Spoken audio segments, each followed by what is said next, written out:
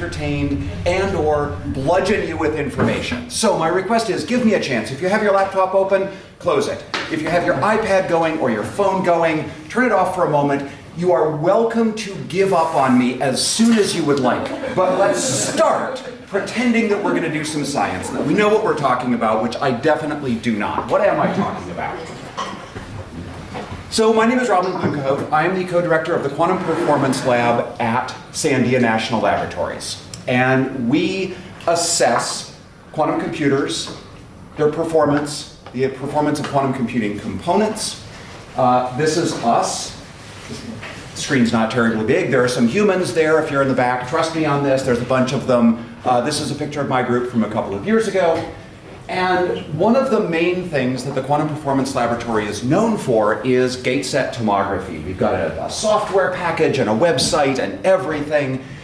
And what we do with it is we characterize logic gates on qubits, which means that we prescribe experiments that other people do. They don't let me in the lab, not anymore, not since the incident. But people do experiments, real experiments like Clank. And it generates data, and then we analyze that data. And from that, we build models, process matrices of noisy logic gates that tell you what the noise is. And then you can use those to predict what will go wrong or possibly right when you run a quantum circuit composed from those logic gates. So this is sort of a big part of our business, if you will. Here are some pretty pictures of process matrices, woohoo. The trouble is that now people have come up with this innovation, absolute bastards. Now they're doing quantum error correction and using it to build logical qubits on which you perform logical operations. So here's a goofy picture of me holding up some quantum error correcting codes, not to scale. So now we think we're good at what we do, but what we do is moving out from under us. So we have a new challenge. We need to build models of logical operations on error-corrected logical qubits. And that is what I would like to tell you a little bit about today. I will note, this talk is essentially an advertisement. I want to nerd snipe you into reading and citing 3 of my papers. So I will go through these papers in just a flash. It will, if you blink, it will be gone. But if anything intrigues you, read the paper. They're on the archive. I have links and everything. Yes? How do I make a note of your reference if I have my laptop closed? Well, there's this radical technology called a pencil. I will be sending my slides to someone named Julian, and so you can have my slides. Thank you. Before I get into the references, though, this part you can have your laptops closed. There are no references here. I was too lazy to put those into my slides. I want to give a little bit of background on quantum error correction and what logical qubits are and the problems I'm going to be trying to solve. So, logical qubits are encoded using quantum error correcting codes into multiple physical qubits. Actually, there are caveats to all of that, but let's just plow ahead with the simple version. We talk about NKD codes like this. So this is an example of one logical qubit that is contained within 25 physical data qubits. And there's actually 49 qubits here because we use 25 minus 1 equals 24 ancilla qubits or measure qubits to perform stabilizer measurements repeatedly on the data qubits that yield syndrome bits. And we use that syndrome data to figure out what along the way may have gone wrong with the physical qubits that my logical qubit was encoded into. This is a distance 5 error correcting code, which means that it takes 5 qubits flipping by an X or a Z or a Y Pauli to transform the encoded 0 state into the encoded 1 state or the encoded plus state into the encoded minus state. And you can correct up to half that many. Actually, the distance minus 1 divided by 2. So in a distance 5 code like this, if 2 qubits go bad, I can detect what went wrong. And then I could correct it in principle. In practice, we almost never actually correct errors. So quantum error correction is not actually quantum error correction. Nobody corrects the errors. We're lazy. We just track the errors. We make a mental note in our brains without our laptops that said, actually, we use FPGAs, but we make a mental note that says, oh, this error happened. And then we just carry on, okay? That's actually going to be kind of important here. This is an example of a code that I'm going to use for most of my spherical cow examples. This code is written as an NKD code, but it's only got single brackets around it. Anybody know what that means? You were too lazy to put the second bracket? That's a really good guess. It means it's a classical code. So this is a 3-bit repetition code. I'm implementing it with qubits. I've got 1, 2, 3 data qubits, and then 2 measure qubits in between them. They're going to measure parities of the data qubits. But even though they're quantum bits, it's not protecting quantum information. The Z observable is protected, but the X observable is just left hanging out there to flap and die, right? So this nonetheless captures the fundamentals of error correction, quantum or classical. And what I've shown here is the quantum circuit that we actually use for performing repeated syndrome extraction. So here we go, we initialize in a code state, and then we do C-naughts between 2 data qubits to a measure qubit, and then we measure the measure qubit. And then we do these 2 C-naughts again, which writes the parity of the 2 data qubits onto the measure qubit, and we measure it again, and we keep on going until we're done with the experiment. That's kind of a paradigm for the kind of stuff I'm going to be talking about. By the way, I love questions. Interrupt me, raise your hand, wave at me, I'll call on you. Bring it on. If you're confused about anything, just ask the question. So, I want to talk about 2 different kinds of errors, because we're in the error business. We characterize errors. Other people fix errors, right? People build these things that are supposed to fix errors. That's not my job. My job is to study the errors.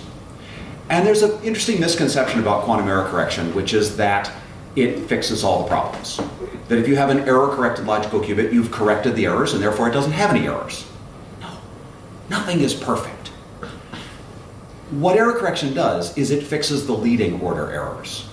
But any process that causes more than the limit, than d-1/2 of the qubits to have something happen to them, will penetrate the error correction, and it will cause a logical error. So the encoded qubit will do something wrong. It'll flip, or it'll skimmy, or something. That produces some sort of a logical error process. So in my group, we have 2 goals here. One, we want to understand the ubiquitous physical errors and how they interact with the quantum error correction, how the quantum error correction circuit behaves, so that we can make it better. But then we also want to understand the residual logical error processes. And that's not necessarily easy. So that's sort of the goal of this research talk that I'm going to talk about here, is to understand the physical and the logical errors. The logical errors come from the physical errors, but that's sort of like saying that a platypus is made out of atoms. We still have biologists who are responsible for studying the platypus, right? We don't put atomic physicists in charge of platypus biology. There's emergent effects that is pretty complicated, and so it's interesting to study the emergent as well as the source of the errors. All right, continuing with background, I want to point out we're going to get a little bit deeper into how quantum error correction works here, right? I am a car mechanic. I'm going to tell you about some interesting research for diagnosing things that go wrong with cars, but first I have to explain how a car works. If you already know, I apologize for boring you. That was an analogy. We're not actually going to talk about cars, unless you want to. Quantum error correction can be done in several paradigms. One is for communication. Classical error correction is used very extensively for communication, like that cell phone that you're not using right now, or like satellites phoning home from ET. But the dominant purpose for quantum error correction is not communication, it's computation. And in order to do quantum computing with quantum error correction, it is necessary that the quantum error correction be performed fault tolerantly. What that means is that we assume all of the gates that are being used to do the QEC are themselves faulty. In fact, that's where the errors are coming from. And so you've got this kind of little bit of a circularity in that you're trying to use noisy operations to fix noise. It's amazing that this works. but it's harder than just communicating from point to point using perfect operations on either end. One of the requirements then is that the syndrome extraction, the circuit, in other words, that measures the stabilizers of the error correcting code, that syndrome extraction process must itself be robust to errors in the gates. And one of the things that can go wrong is that you can have an error that affects a measure qubit. And so you measure that stabilizer and you get the wrong result.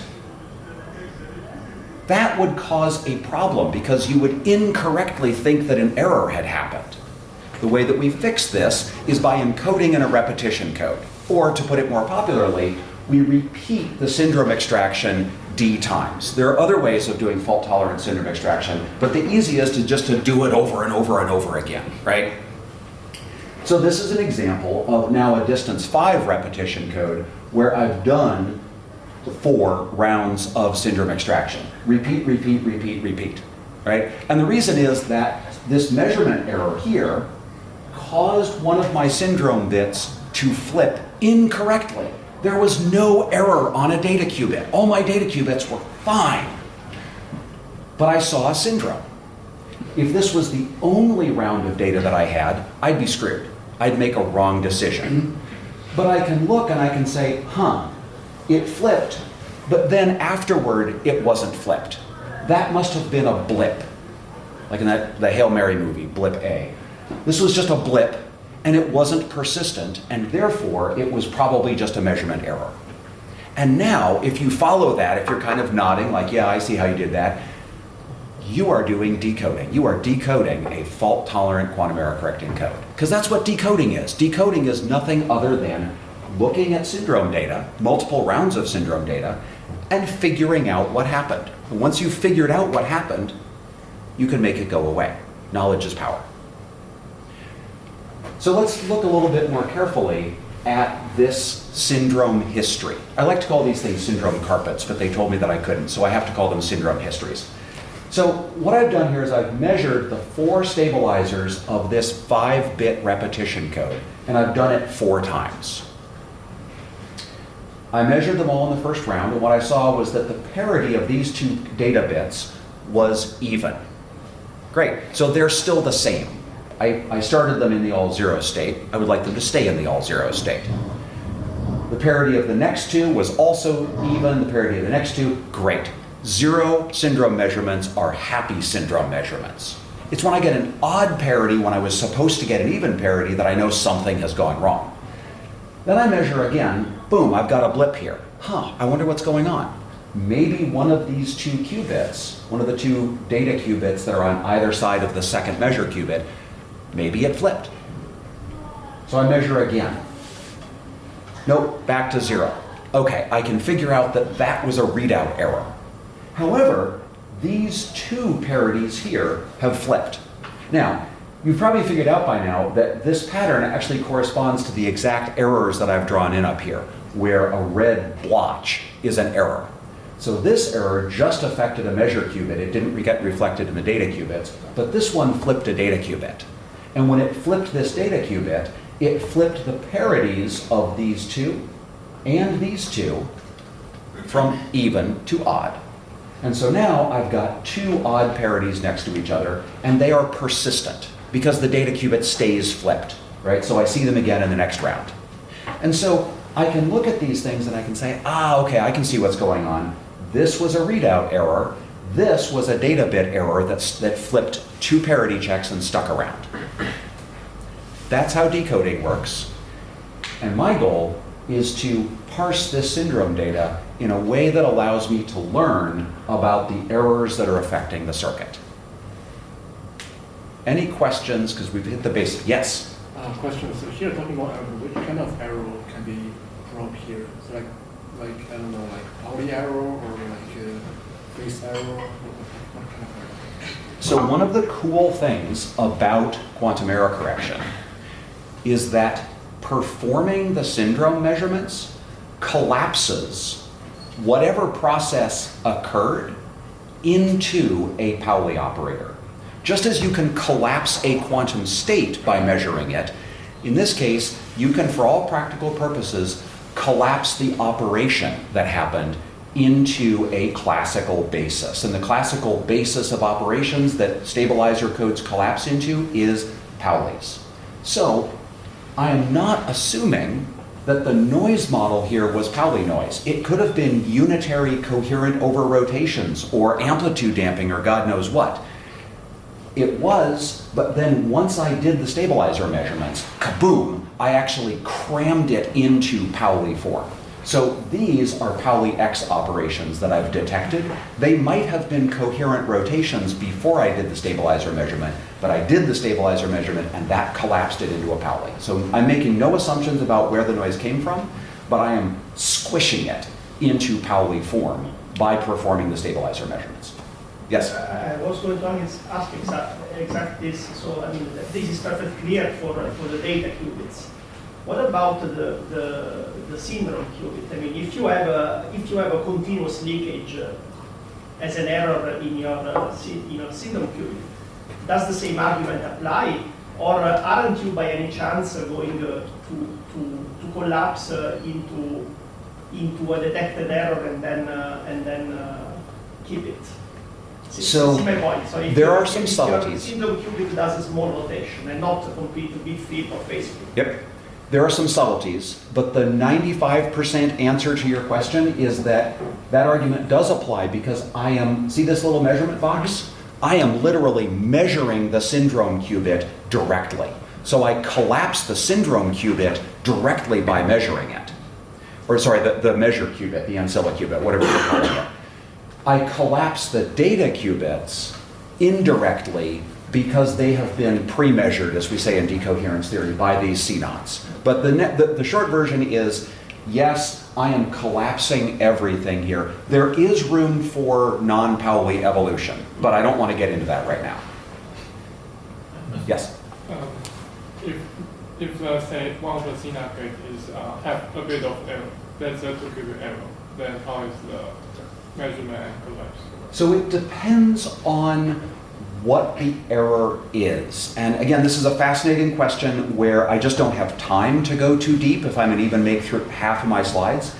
If the C-naught gates have Pauli errors on them, let's say, that's sort of at one end of the simple spectrum, then all that happens is, I mean, I could have a 2-qubit error, and that would cause 2 qubits to go bad. It would, for instance, if this C-naught gate failed, it could cause this data qubit and this measure qubit to both go bad. That counts as 2 errors, but this code can correct for 2 errors, and so if I do my syndrome extraction right, I'm still okay, whereas a distance recode would not be. However, there are other things that can happen. So my C-naught gate might actually be a rotation by the wrong angle, or it might be in the wrong basis. And in cases like that, there's a bunch of weird stuff that happens, which is, it doesn't cause fundamental problems, but you can actually get to where you're essentially measuring, you're doing error correction, but in a very slightly different basis than you expected. And this is analogous to the way that electrons aren't actually electrons in particle physics. They're dressed particles. You never see a bare electron. You see an electron that's dressed by virtual particles that are always near it. Sorry, if you didn't take particle physics, that's not going to make any sense. What actually ends up happening is, just from an empirical perspective, you never even notice it. Like at some true level, everything is tilted a little bit, but think of it this way. Suppose we took the entire room, and in fact the entire Earth and everything, and we tilted it by 3 degrees. Nobody would notice, right? Because the gravitational field would tilt with us. And so reference frames, yada, yada, yada, cool stuff, don't have time for it right now. Yes? That's only true if all of them are tilted like that. If one C-naught is tilted like that. So in this case, it's a local gauge symmetry, is the short version. Okay, I'm just going to swallow that. I feel delighted to have nerd sniped you. There will be beer later, I'm told. Okay, this is what syndrome data looks like. Let's talk about using syndrome data like this to learn about what's going on there. Here are the 3 results that I'm going to try to cram into the next 20 minutes, I think. These are 3 papers. Result number 1. There is a great sort of Goldilocks model for describing these fault-tolerant quantum error correction and computational primitives called a detector error model. And we didn't invent them. It's not clear who did. The first reference to detector error models seems to be in a talk by Earl Campbell from 2021, but I associate them with Craig Gidney and STEM, because STEM really used detector error models, and I think 99% of the people who know about detector error models learned through STEM. Who's STEM? Sorry? STEM, what's the surname? STEM is a software package written by Craig Gidney that blew up in the error correction community about 18 months ago. Nobody had used STEM 2 years ago, and then like a year ago, every graduate student doing quantum error correction was using STEM. It really just became a universal tool for doing QEC simulations. Okay, we didn't invent DEMs. What we figured out was how to efficiently estimate DEMs from data, sort of doing tomography on this model. So that's the first paper. Second paper seems to go in a completely different direction. What we showed here was how to simulate Clifford circuits on very large numbers of qubits with arbitrary errors on the qubits. Clifford circuits are famously easy to simulate in the absence of noise using stabilizer tableau techniques. If you put in Pauli errors, it's still easy to do weak Monte Carlo simulation, but if you put in coherent or general errors, they become computationally universal, and so you can't simulate them efficiently. So we cheated, of course. We did a perturbative approach, and we showed how to take arbitrary small Markovian errors and perturbatively simulate those. But that turns out to be exactly the regime that matters for error correction, because if your errors are bigger than small, you're screwed anyway. No need to simulate. So we used this to simulate distance 11 surface codes, which is pretty cool. There's 240 qubits there. That's a lot of qubits. That's beyond what you can normally simulate using anything other than Pauli error models, and we did it for coherent errors. But we stopped at just simulating the syndrome extraction circuit. We didn't actually get an analysis of how the encoded logical qubit behaved. And the third paper shows how to analyze logical qubit behavior for arbitrary small Markovian errors. And we do that by leveraging the technique from the second part to create a mapping from circuit level physical errors that can be coherent or amplitude damping or whatever. They don't have to be Pauli, but they do have to be small. A mapping from circuit level physical errors to detector error models. And once we have a detector error model, we can, for example, feed it into STEM and simulate the living bejesus out of it. And so we can analyze things like, what is the logical error rate of this bivariate bicycle code with coherent errors? Or how does magic state cultivation start to fail? What is its sensitivity to coherent errors? We focused on coherent errors because they are the simplest and most interesting of arbitrary errors. So that, let's take a deep breath, is what I'm about to try to race through an advertisement for. Y'all good? Okay. First paper, this is co-authored by me and my co-director, Kevin Young, is estimating detector error models from syndrome data. I see you have your laptop open, so you can type down the archive number. Well done. This is from almost exactly a year ago to like within a couple of days. So let me tell you a little bit about it. Let me start with a picture. This is syndrome data, like you've already seen, right? So time goes this way, time goes horizontally. This is a distance 22 repetition code. I'm not actually showing you the 22 qubits here. What I'm showing you is the 21 stabilizers, parities of adjacent qubits that get measured. And so in the first round, we had 1, 2, 3, 4, 5 stabilizers that were measured to have odd parity. And in the second round, something else happened, right? So this is round, round, round.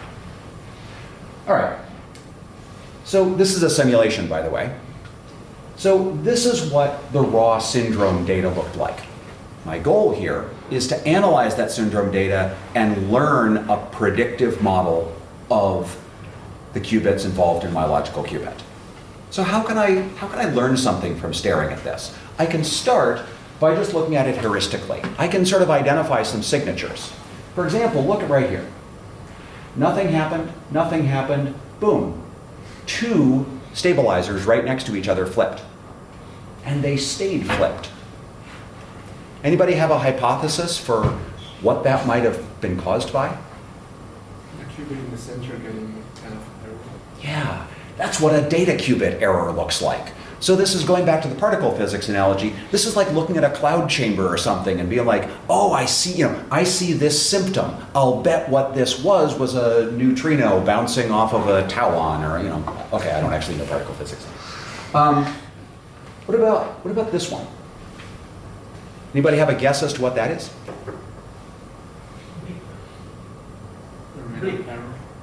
That's a readout error, right?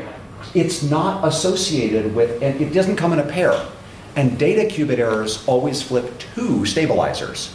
This is just one, and it's not persistent. And I can look at that and I can say that is totally a readout error. What about this? Anybody recognize this? Yeah, me neither. So this is why we need computer programs called decoders. The way that we analyze this data is first by doing a transformation that's critical to this paper, which is we go from syndromes to detectors. And the word detector, I think, may have been borrowed from particle physics because these are like particle detectors, right? Instead of looking at a cloud chamber and seeing a track, a particle detector is a digital device that has the processing built into it to just say, kabing, a particle was there. So these detectors are much more directly associated with meaningful errors than syndrome bits themselves are. All we've done is we've taken the XOR between each round and the previous round. In other words, we're looking for when bits flip. So I'll point out, this track right here just turned into these two stabilizer bits changed sign once and then stayed that way. So we found a domain wall essentially between no error and error. And this single readout error becomes a pair because the bit flipped and then flipped back. We call this a space-like error and this a time-like error. And then we can do minimum weight perfect matching, which I've stacked on top of this. So you see these lines? These are actually connections in a matching graph, and minimum weight perfect matching is a decoding algorithm. And what it does is it matches up pairs of parity flips. And it says, for example, in this case, we must have had a bunch of readout errors all in a row. That's what this long line says, is there was a string of readout errors. So we're kind of finding flips or domain walls here. That was a turbo explanation of how quantum error correction works, but you'll notice that these detector bits are a lot more sparse than the syndrome bits. And they are pretty much pairs of detector bits are directly associated to single qubits flipping. So what I want to learn from that is what happened. And in fact, for this particular trajectory, I can do so. I can go back and now you're looking at the actual data qubits. They're round. And I can see this is where a data qubit flipped. This was a readout error, etc. So I've, through this pathway, deciphered what the original syndrome data meant. What I want to do is I want to take many of these syndrome histories and statistically learn an error model. Not just what happened this time, but what are the probabilities of various things happening, so that I can, say, simulate more of this. So a tool for doing this is a detector error model. This is what we want to learn. Yes? I was just wondering, those plots in the previous slide, you produce using the package that you advertised, or? I don't think so. These were made by my co-author, Kevin. They're not published. I just grabbed them off of like an email somewhere. I think these were made using some other package, but I'm not certain. Okay, just curious. I think this was a homebrewed thing. Okay. So this is another picture of what I showed you in the previous slide. Here I'm considering 2 rounds of syndrome extraction on a 3-bit repetition code. Qubit 1, qubit 2, qubit 3, and in between are the 2 measure qubits that I use to read out syndromes. And I'm looking over time, you can see a quantum circuit in the background here. I've got 4 bits of syndrome data. The first parity measured at time 1, and the first parity measured at time 2, the second parity measured at time 1, and the second parity measured at time 2. This is just a toy example so you can understand how a detector error model works. If I consider many syndrome histories that look just like this, sometimes this bit will flip, sometimes this bit will flip, sometimes this bit will flip, sometimes this bit will flip, right? I'll have, if I look at many of them, I can infer a probability distribution over syndrome histories. What I actually want to do is I want to transform from syndromes to detectors by taking XORs between consecutive bits. So X1 is the detector bit that is the XOR between S1 and 0, which is where I started. And X3 here is the XOR between syndrome bit 1 and syndrome 1 at time T1 and syndrome 1 at time T2. Sorry, I'm kind of bludgeoning you with notation here, and I apologize for that. There are 4 detector bits that describe each one of my million or billion syndrome histories that I've taken in an experiment. And what I want to do is I want to describe a probability distribution. I want to learn a probability distribution over those bits jointly. That is sort of trivial for this case. It's pretty easy to learn a probability distribution over 16 outcomes because there's 16 4-bit combinations. But I'm interested in doing this when there are thousands of detector bits, right? If you look at the previous slide, there's like 100 detector bits here, 200 detector bits here. I can't just write down a probability distribution over 2 to the 200 possible syndrome histories.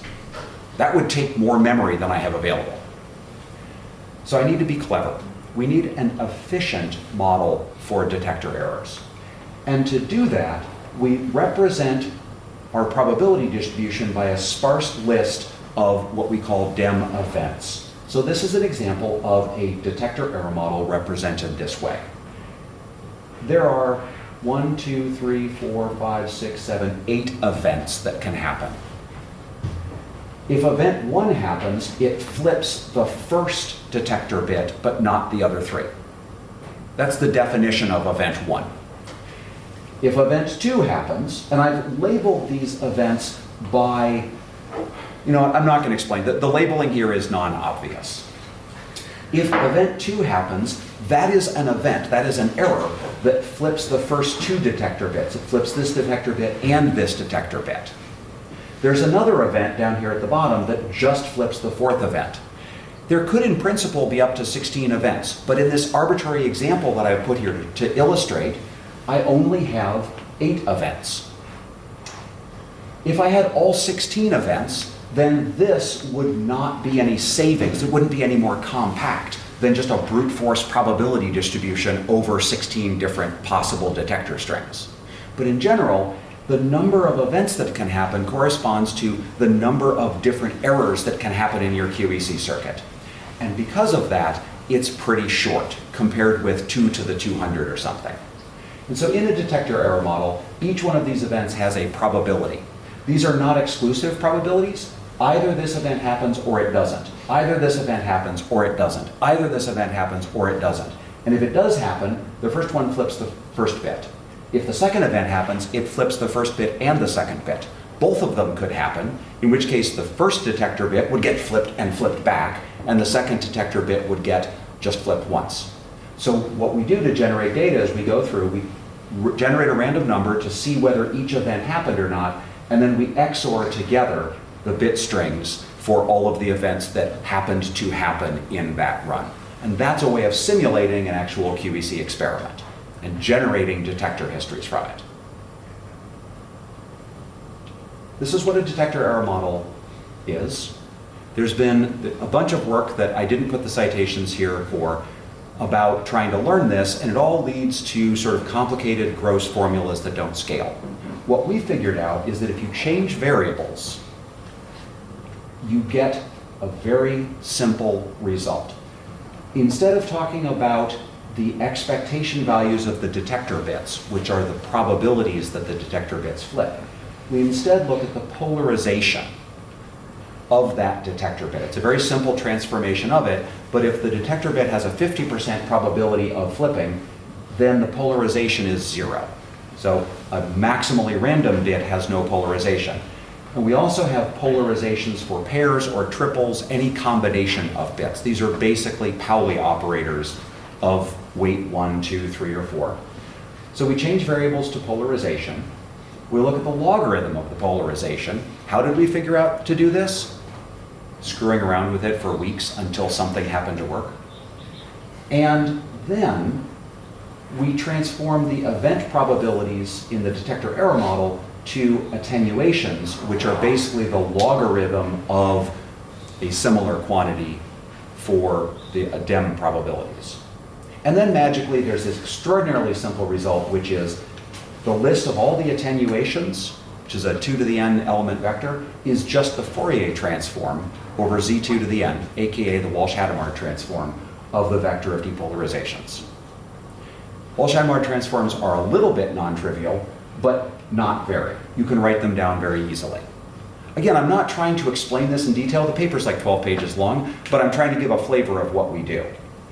And so our first result is an explicit formula for how to go from observed detector probabilities or frequencies observed in an experiment to the event probabilities that make up a detector error model. You simply do a Walsh-Hadamard transform, you take its negative logarithm, you do another Walsh-Hadamard transform, which is the inverse of the first one, and do a negative exponential.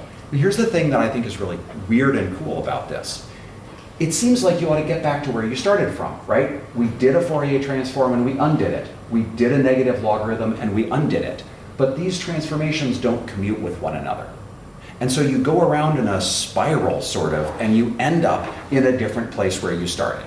But this is a pictorial illustration of the core algorithm for how to map experimental data to the probabilistic model for it. So we thought that was pretty cool. However, that doesn't give you an efficient algorithm.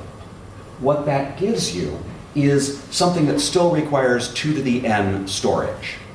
And so the second insight that we had was that this big probability distribution can be marginalized. And so we can construct what we call reduced detector error models, just like reduced density matrices are density matrices that have been marginalized over some of their support. And what we found was that there is interesting complex behavior in the probabilities, but the attenuations behave completely additively, which is kind of a hint that we should be looking at attenuations here.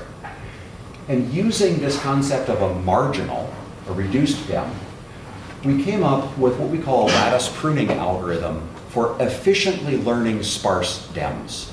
And what it boils down to is that there's an exponentially large lattice of events that could have attenuations. But the ones at the bottom of it are the attenuations of individual detector bits, and there are many events that contribute to that. So this is the sum of the attenuating power of many different DEM events. We work our way up this lattice whenever we find that a particular element of the lattice is 0, which if the model is sparse, that's generating the data, then that will usually happen. We can identify that that one is 0, and so all of its parents must be 0 as well. And so we prune this lattice as we work our way up and end up with a sparse representation. Did that actually make any sense? Probably not. But I hope that it made you curious enough to go, what in the hell was he talking about? And go read the paper, because we tried to make the paper pretty accessible. It's not nearly as bad as this talk. Okay, so I've basically run out of time. So let me just wave my hands at some of the cool results from the other two papers. This paper also came out a year ago, and the goal is to simulate Clifford circuits with arbitrary errors. In particular, we want to be able to simulate quantum error correction circuits with non-Pauli errors. And so the way that we do this is, I'm going to jump to how we do it. We represent each noisy Clifford gate as a perfect Clifford gate followed by a small error channel. And then we represent those error channels by their logarithms, which are Lindbladians or error generators. These we can reasonably expect to be sparse. These are n-qubit error generators. They could have 4 to the n different components in them, but because of locality, they're almost always going to be sparse. And so we can write this as a sum of just a few basis components. We do the same thing for each layer, and then we propagate those through using rules that we wrote down, all of the Clifford gates. So now we've turned this circuit into a completely equivalent circuit, which is just the noiseless Clifford circuit, followed by a stack of small error channels. And then we use basically Baker-Campbell-Hausdorff and stuff like that to combine all of these error channels. all of these error generators into one error generator, and then we use a Taylor expansion to exponentiate it and get an end of circuit, post-circuit error process. This works is the short version. We did a bunch of test cases and demos to convince ourselves that this really was working. We simulated coherent errors in a circuit that prepares a 100-qubit GHZ state, which has an analytic solution, and confirmed that our simulation was very close. We simulated coherent errors in a 225-qubit scrambling circuit of up to 8,000 layers deep. This is a huge circuit. And wherever we could compare against analytics, which was at one end of the weak scrambling limit, we were able to show that we nailed it. And we also showed that if you vary the scrambling power of this circuit, the fidelity of the circuit varies quite dramatically, which is pretty cool, with coherent errors again. And then for our flagship demonstration, we took a distance 11 surface code, and we simulated the syndrome extraction circuit, which looks like this. Time goes this way, using coherent errors on the 1 and 2 qubit gates. And one of the things that we found was that it varied across the qubit lattice whether the coherent errors added up constructively to cause substantially higher error rates than they would have if they were stochastic, or destructively to cause lower error rates. And so what we're demonstrating here is we can understand the effect of coherent errors on syndrome extraction and therefore go backwards to deduce what the error must be. And the last paper just came out about a month ago. And this is where we put these two things together and showed how to simulate quantum error correction with arbitrary small Markovian errors. I will refer you to the paper since I've run out of time, but I'm going to jump ahead. The goal is to take the same sorts of syndrome extraction circuits with Markovian errors that we looked at in the previous paper and turn them into detector error models. And what we were able to do with this, I'm going to skip the validation, it works, was to analyze a gross code, a 144 qubit bivariate bicycle code, the thing that IBM is predicating their utility scale architecture on. We simulated syndrome extraction of that with coherent errors and found the differences between coherent errors and stochastic errors. How do they change the logical error rate? The answer is they don't have the same logical error rate. In fact, they change the threshold of the code. And just to show that we could go beyond logical memory, we looked at magic state cultivation, which is a cool way of, inside of a single logical qubit, building a magic state. And we analyzed that using coherent errors, and we found that the sensitivity of cultivation to coherent errors is, in some cases, noticeably different, like here, from its sensitivity to the equivalent stochastic errors. So this is a pretty cool, powerful tool. I think at this point, due to our work and due to work done by other researchers that I didn't even have time to talk about our work in detail, so I'm sorry I didn't give you a full survey. We now have the methods that we need for modeling arbitrary errors on full-scale logical, like no shit. Bivariate bicycle codes at distance 12, magic state cultivation, like we are actually able to simulate the things that will be used in utility scale computation 5 years, 10 years from now, using arbitrary errors. These methods are probably not good, they're first generation methods, and so going forward, what we're excited to do is to just use the crap out of these, and they will break, and we can figure out how we need to improve them. And I'm also excited to see what the use of these methods tells us about the conceptual framework that we had and what's wrong with that, and how to improve that and understand, create better models for logical qubits. Thank you for your patience.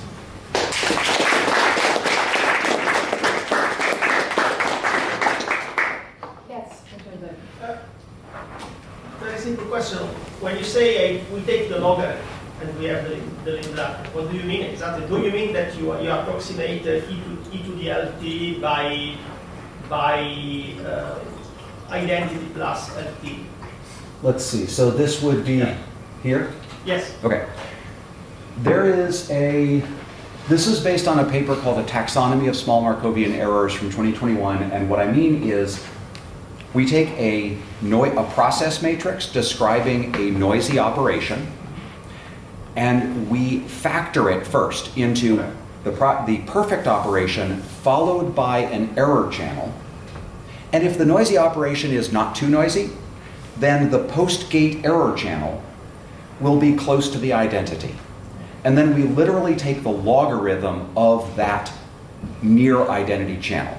If you try to generate Lindbladians for arbitrary process matrices, bad things happen. But if they're close to the identity, those things don't happen. So yes, we really are taking a logarithm, but we're only doing it of processes that are close to the identity. Yeah. Let's see, I think I saw the hand way in the back.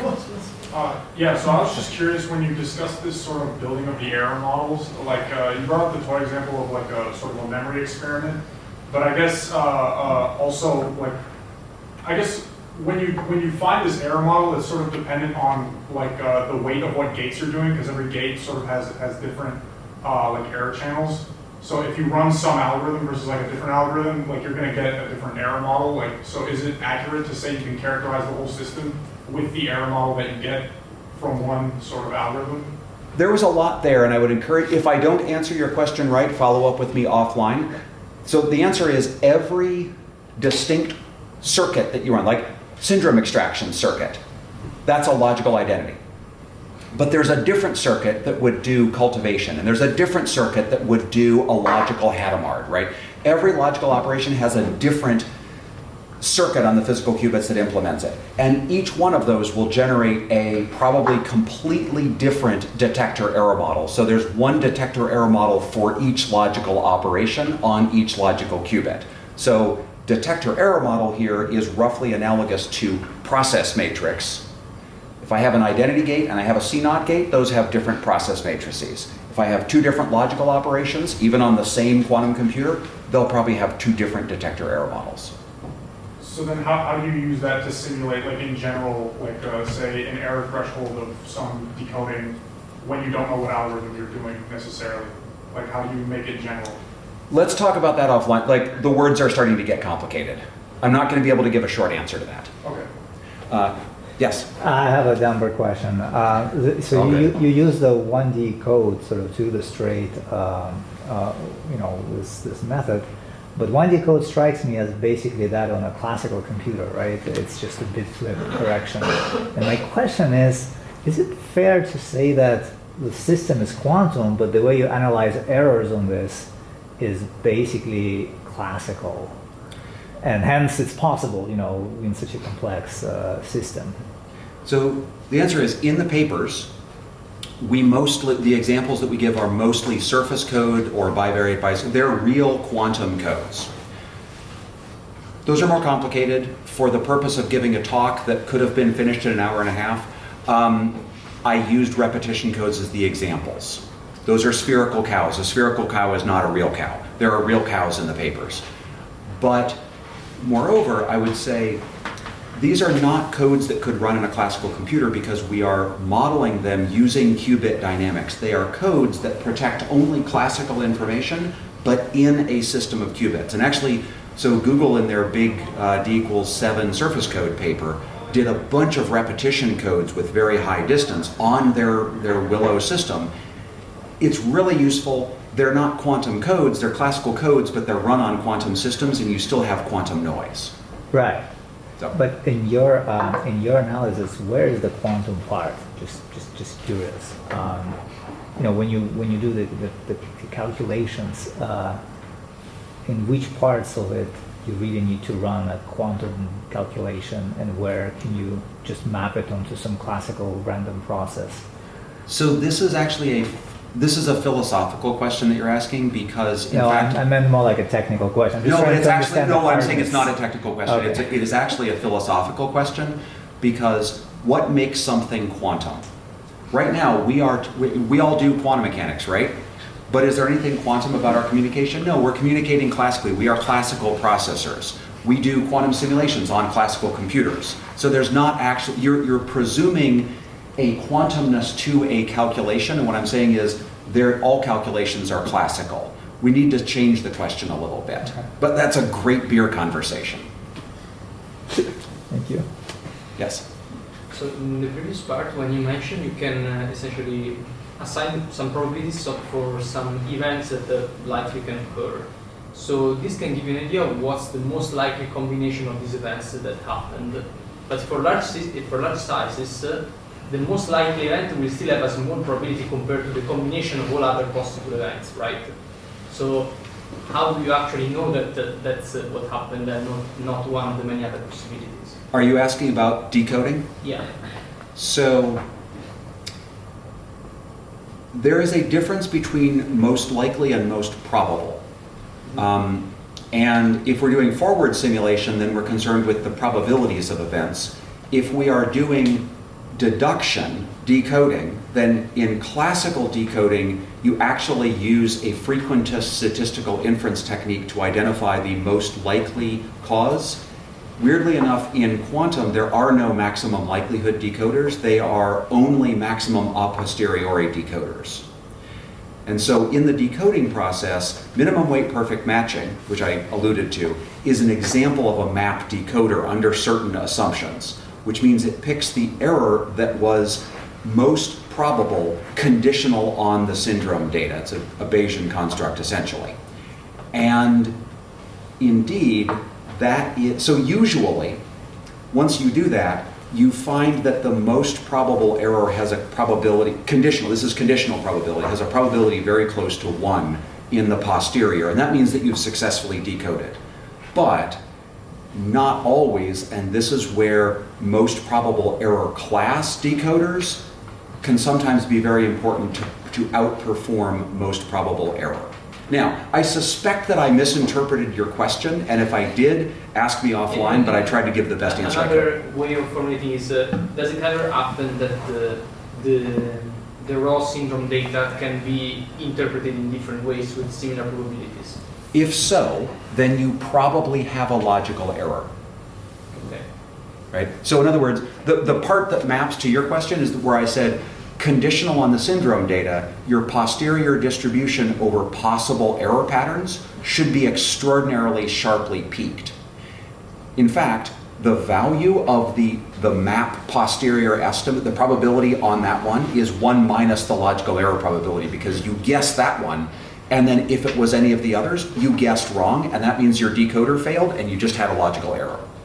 So that does, if you're in the situation where you have like several, you don't have a sharply peaked, you're probably screwed completely. Your error correction is not working.